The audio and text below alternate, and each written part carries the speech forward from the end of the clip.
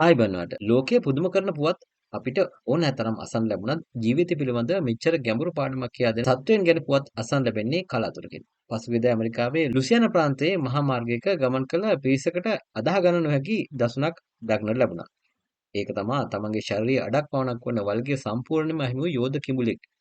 ඇලිගේටර් වර්ගයට අයත් කිඹුලෙක් ඉතා නිරෝගීව පාර මාරු වෙන අයුරු.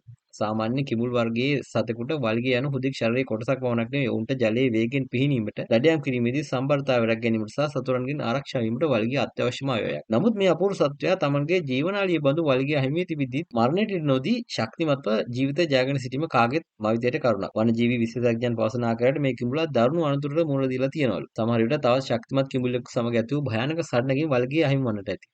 නැතහොත් වේගෙන් ධාවනය වූ බෝට්ටුවක එන්ජිමකට හසුවීම මේ බරපතල තුවාලය සිදුවන්නටත් ඇති. ඉතින් කතාව කොහොමද මෙවැනි විශාල තුවාලයක් සිදු වූ විට අධික ලේ වහනය හෝ ආසාදන තත්ත්වයන් නිසා සතෙකු මිය යාමට ඇති ඉඩකඩ වැඩි. නමුත් මේ කිඹුලා ඒ සියල්ල පරදා අදටත් නිරෝගීව ජීවත් වීම සැබෑ ප්‍රහතිහාරයක්. මේ සත්‍යය අපට නිහඬව කියා දෙන්නේ ජීවිතය පිළිබඳව ලොකු පාඩමක්. අපට යම් අඩුවක් වූ විට හෝ ජීවිතයට අභියෝගයක් පැමිණි විට අප බොහෝ විට පසුතැවෙමින් සිටීමට පුරුදු වී සිටිනවා. නමුත් මේ කිඹුලා පෙන්වා දෙන්නේ අහිමි වූ දේ ගැන හඬා වැළපෙනවට වඩා ඉතිරි වී ඇති දෙයින් ජීවිතයට මුහුණ දීම වටිනා බවයි. ශාරීරික කොටසක් අහිමි වුවත් තම ජීවත් වීමේ ආශාව සහ නිසරණ ධෛර්යය අත නොහැරි මේ සත්වයා සැබවින්ම වීරයෙක්.